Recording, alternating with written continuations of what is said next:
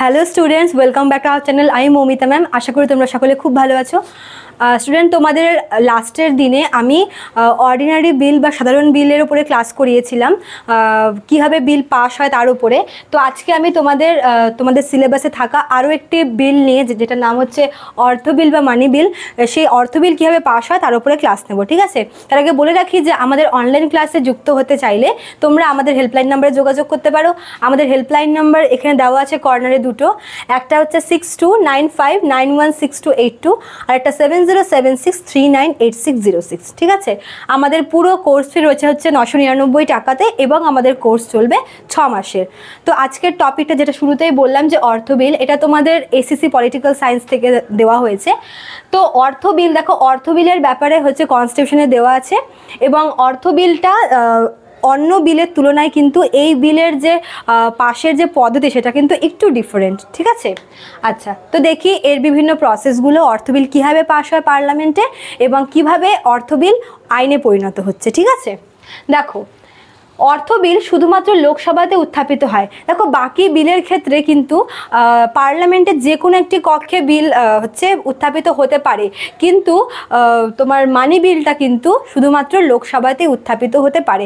অর্থাৎ মানি বিলের ক্ষেত্রে লোকসভা অপর কক্ষের তুলনায় একটু বেশি ক্ষমতা ভোগ করছে। ঠিক আছে, তো অর্থ বিল শুধুমাত্র লোকসভাতে উত্থাপিত হয়। এবারের বিভিন্ন পার্টগুলো নিয়ে আলোচনা করছি। দেখো প্রথম পার্টটায় কি, প্রথম পার্টটাতে বলেছে যে এর মূল উদ্দেশ্য সম্পর্কে আলোচনা করা। অর্থাৎ মনে করো যে যখন লোকসভাতে এই অর্থ বিলটা পেশ করা হচ্ছে, উত্থাপিত করা হচ্ছে, তখন প্রথমে তো এই বিলটি সম্পর্কে আলোচনা করা হয়। মানে এই বিলের মূল উদ্দেশ্য কি, এর কন্টেন্টটা কি, মানে এর বিষয়বস্তু, এর সামারিটা, হ্যাঁ, এবং এই বিলের সুবিধা অসুবিধা এই সমস্ত কিছু কিন্তু আলোচনা করা হয়ে থাকে প্রথম ধাপে। ঠিক আছে, তারপর দেখো কি বলেছে, এরপর সিলেক্ট কমিটিতে পাঠানো হয়। তারপর যখন বিলটি সম্পর্কে সমগ্র আলোচনা করে নেওয়া হচ্ছে, বিলটির উদ্দেশ্য সম্পর্কে, বিলটির শিরোনাম সম্পর্কে, তারপর আলোচনা হওয়ার পর বিলটি পাঠানো হচ্ছে কোথায়, সোজা সিলেক্ট কমিটিতে।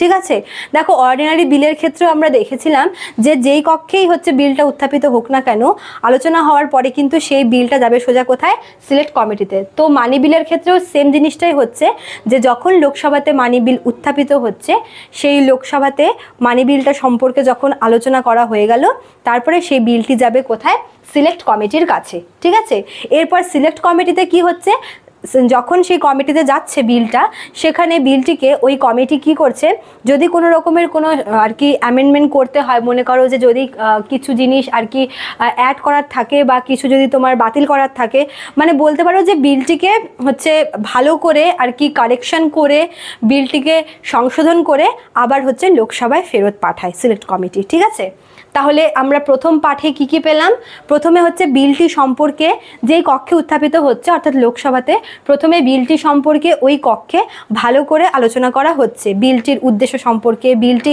মানুষের জন্য কতটা সুবিধা সৃষ্টি করবে বা কোনো অসুবিধা হবে নাকি, এই সমস্ত ব্যাপারে।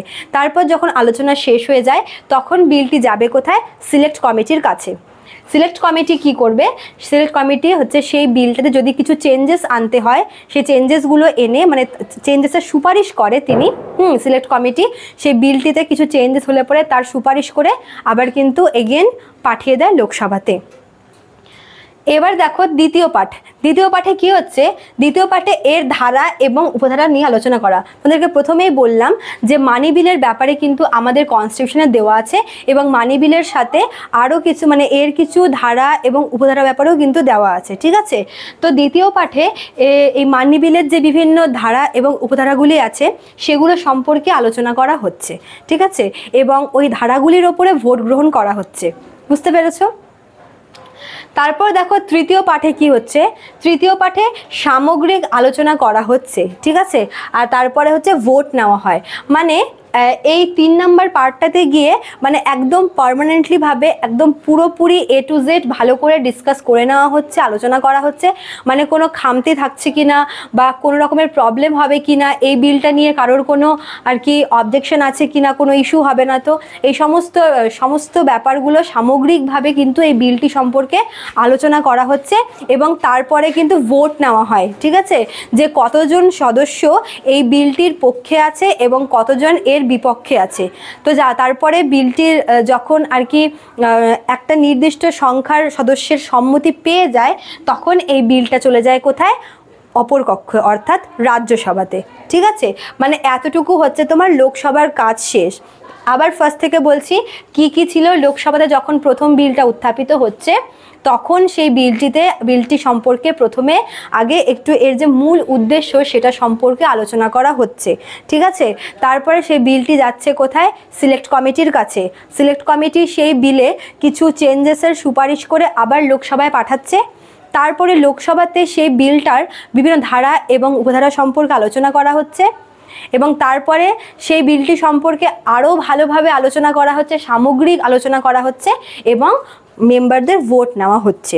একবার যখন লোকসভায় হচ্ছে সেই বিলটি পাস হয়ে যায়, তখন সেটি চলে যায় কোথায়? অপর পক্ষে, অর্থাৎ রাজ্যসভায়। ঠিক আছে, অপর পক্ষে পাঠানো হয়।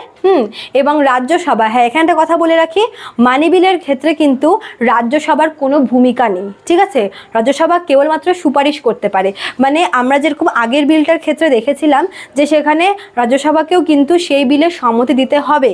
ঠিক আছে, আবার রাজ্যসভা চাইলেও সেই বিলটি হচ্ছে সাইনও করতে পারে, আবার সেই বিলটিকে রিজেক্টও করতে পারে। ঠিক আছে, কিন্তু মানি বিলের ক্ষেত্রে রাজ্যসভার কোনো ভূমিকা নেই। এবার মনে করো যে রাজ্যসভা যদি মনে করে যে বিলটিকে নিজেদের কাছে রেখে দেবে, তাহলে এরকম বলা রয়েছে যে মনে করো যে যখন লোকসভা সেই বিলটিকে আর কি পাঠাচ্ছে রাজ্যসভায়, সেই দিন থেকে শুরু করে 14 ডেজ অর্থাৎ 2 সপ্তাহ দেখা হবে। 2 সপ্তাহের মধ্যে যদি রাজ্যসভা কোনো রকমের অবজেকশন না করে, ঠিক আছে, তাহলে মনে করা হবে যে বিলটি পার্লামেন্টের 2 কক্ষের দ্বারাই সম্মতি পেয়ে গেছে এবং সেটা চলে যাবে সোজা কোথায়? রাষ্ট্রপতির কাছে। বুঝতে পেরেছো? মানে রাজ্যসভার মানি বিলের ক্ষেত্রে কোনো রকমের কোনো ভূমিকা নেই, অনলি সুপারিশ করে রাজ্যসভা। ঠিক আছে, এবং আমরা যেরকম আগের বিলটার ক্ষেত্রে পড়েছিলাম যে রাজ্যসভা সাধারণ বিল নিজের কাছে হচ্ছে প্রায় 6 মাস রাখতে পারে, কিন্তু মানি বিলের ক্ষেত্রে কিন্তু রাজ্যসভার সেই ক্ষমতাটা নেই। রাজ্যসভা এক্ষেত্রে হচ্ছে খুব বেশি হলে 14 ডেজ দেখা হয়। যদি এই 14 ডেজের মধ্যে রাজ্যসভা কোনো রকমের কোনো রেসপন্স না জানায়, তবে ধরে নেওয়া হয় যে রাজ্যসভার এই বিলে কোনো রকমের অসম্মতি নেই এবং পার্লামেন্টের এই 2 কক্ষ মানে লোকসভাতে তো আগে থেকেই পাশ হওয়া ছিল এবং রাজ্যসভাও এই বিলে সম্মতি দিয়ে দিয়েছে বলে মনে করা হয়। এবং তারপর চলে যায় এই বিল সোজা কোথায়? রাষ্ট্রপতির কাছে।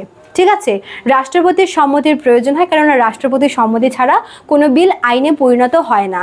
এবার একটা কথা বলে রাখি, মানি বিলের ক্ষেত্রে কিন্তু রাষ্ট্রপতি সম্মতি দিতে বাধ্য। বাকি সব বিলের ক্ষেত্রে রাষ্ট্রপতি চাইলে বাতিল করতে পারে বা সাইন করতে পারে বা ফেরত পাঠাতে পারে, কিন্তু মানি বিলের ক্ষেত্রে কিন্তু রাষ্ট্রপতির সম্মতি দিতে বাধ্য, তিনি কিন্তু মানি বিলে সাইন করবেন। আর একটা কথা এখানে তোমাদের একটা পয়েন্ট মনে করিয়ে দিই, যখন মানি বিল যখন লোকসভাতে প্রথম উত্থাপিত হবে, তখন কিন্তু রাষ্ট্রপতির অনুমোদন নেওয়া, পারমিশন নেওয়াটা কিন্তু দরকার। ঠিক আছে, তো এই ছিল তোমাদের মানি বিল থেকে ইম্পর্টেন্ট ফ্যাক্ট। আশা করি তোমাদের ভিডিওটি এফেক্টিভ হবে, হেল্পফুল হবে। ভিডিওটি ভালো লাগলে অবশ্যই তোমরা লাইক কমেন্ট করবে, শেয়ার করবে, চ্যানেলটি নিউ হলে পরে সাবস্ক্রাইব করে দিয়ে পাশে থাকা বেল আইকন ক্লিক করে দিও। দেখা হচ্ছে নিউ ক্লাসে। Thank you.